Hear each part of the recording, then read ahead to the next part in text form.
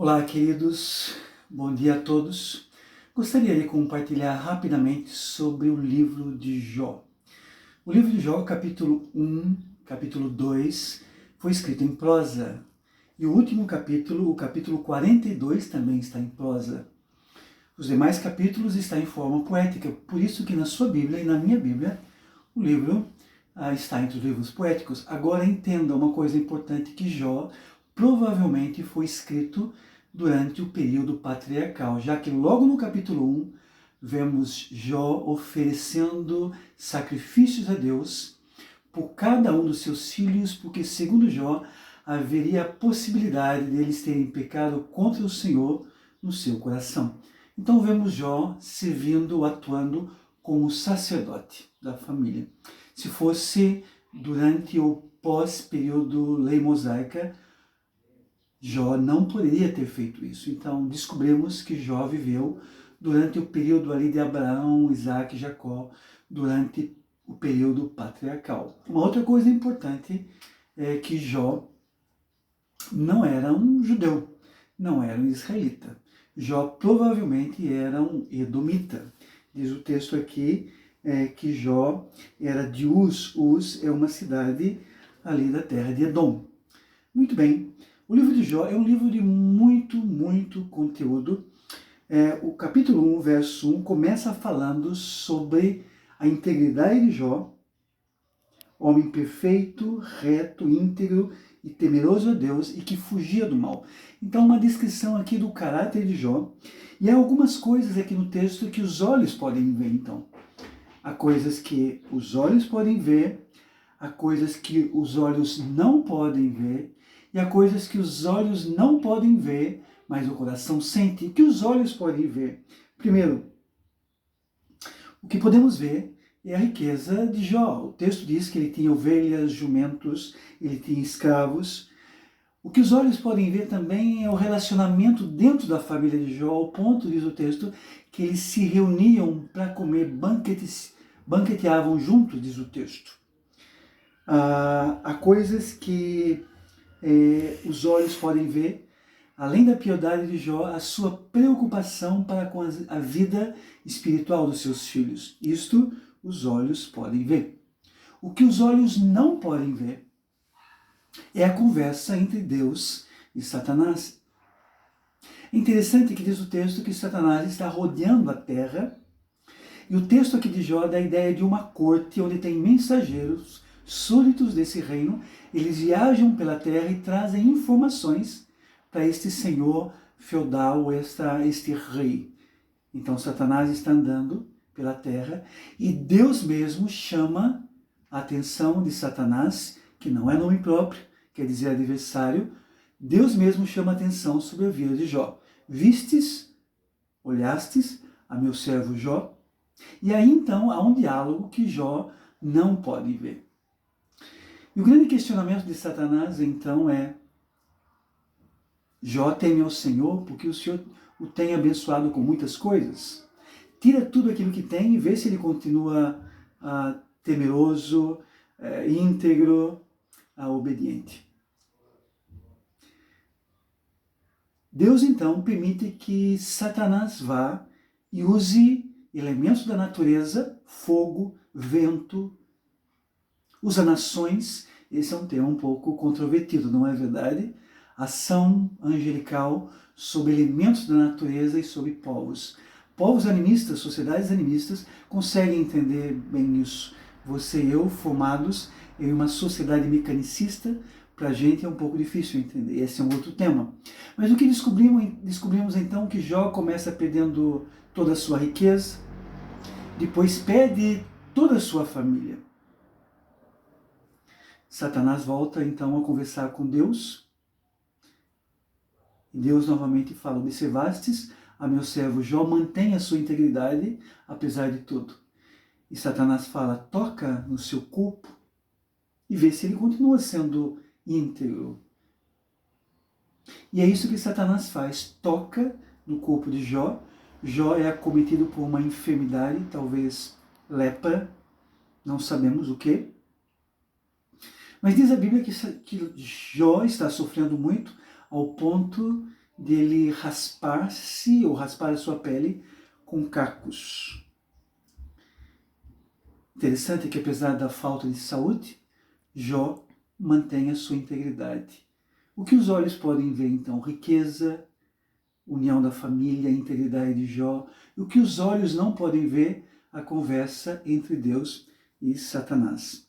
Neste momento, então, entram 3 amigos. Bildade, Zofar e Elifaz. E talvez, sintetizando aqui o diálogo dos 3, existe pecado na sua vida, Jó. Deus não castiga o ser humano à toa. Alguma coisa não está certa com você. E Jó, então, dialoga com seus amigos e busca provar ou mostrar a sua inocência. Interessante que entra um outro amigo, um quarto amigo. Esse parece caminhar um pouco melhor. Eliú. Eliú fala, necessariamente não há pecado na sua vida. Deus está provando a sua vida, mas necessariamente não há pecado. Os 3 amigos usam a ideia de retribuição, tão comum na cultura judaica. Deve haver pecado. A ideia aqui é que é uma equação aqui no texto. Primeiro, vida virtuosa é igual êxito e prosperidade. O problema é que no livro de Jó, esta equação não fecha. E essa é a ideia que frequentemente temos. Se eu amar a Deus, se eu for fiel à minha igreja, à minha comunidade de fé, se eu for bom pai, tudo me irá bem. O livro de Jó não apresenta isso. O livro de Jó apresenta que Deus pode interromper a sua felicidade e a minha felicidade para alcançar os seus objetivos.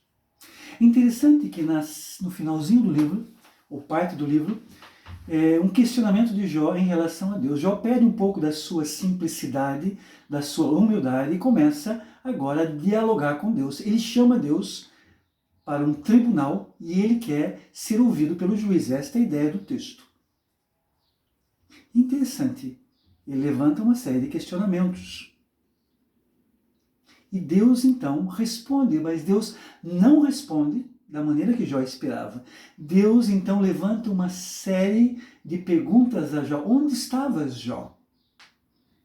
Interessante que os judeus creem que no texto de Jó há 77 perguntas de Deus direcionadas a Jó. Deus não responde os questionamentos de Jó. Deus faz perguntas. O texto nos ensina algumas coisas importantes. Primeiro, Deus não é responsável para responder os seus questionamentos, nem os meus questionamentos. Algumas vezes sim, Ele o faz. Mas Ele, sendo Deus, sendo Senhor, sendo dono, Ele não tem essa responsabilidade.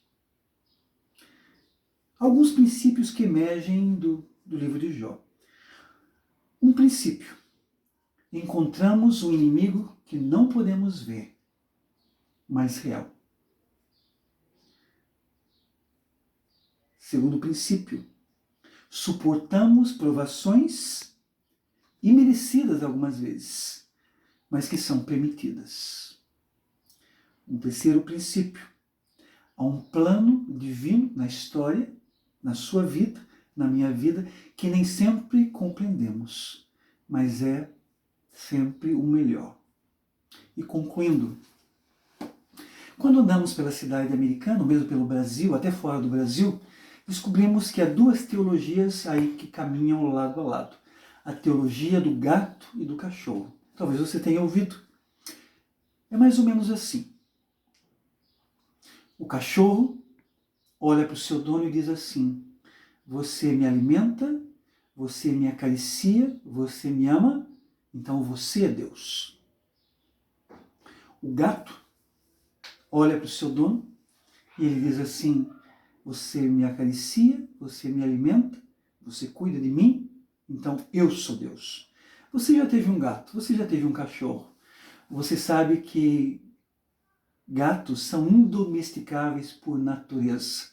Não se submete. Se você tem um gato, você é o escravo e ele é o senhor. Cachorros obedecem. Podem levar até umas pancadas, uns chutes, Mas quando você chega na sua casa, ele abana o rabo, abaixa a cabeça e em estado de submissão se asseca. Consegue entender aonde caminhamos? No caso do cachorro, você é o senhor, o cachorro é o servo. No caso do gato, o gato é o senhor e você é o escravo. Essas duas teologias caminham lado a lado, estão aí na rua. A teologia do gato e a teologia do cachorro. Você me alimenta, você me cuida. Mas a grande pergunta é, quem é o Senhor? Concluo aqui com esta ilustração, então. Não se deixe influenciar por essa teologia, pela teologia do gato. Lembre-se sempre, o Senhor é Deus. Ele é o nosso dono. A Ele pertencemos. A Bíblia diz que um dia, num futuro escatológico, todas as coisas encontrarão seu ponto de confluência nele. Todas as coisas encontrarão seu ponto de unidade na pessoa de Cristo. Submetamos então aos seus propósitos, aos seus cuidados, sabendo que nunca estaremos sozinhos. O pastor nos acompanhará sempre. Que Deus os abençoe e que tenham um lindo dia.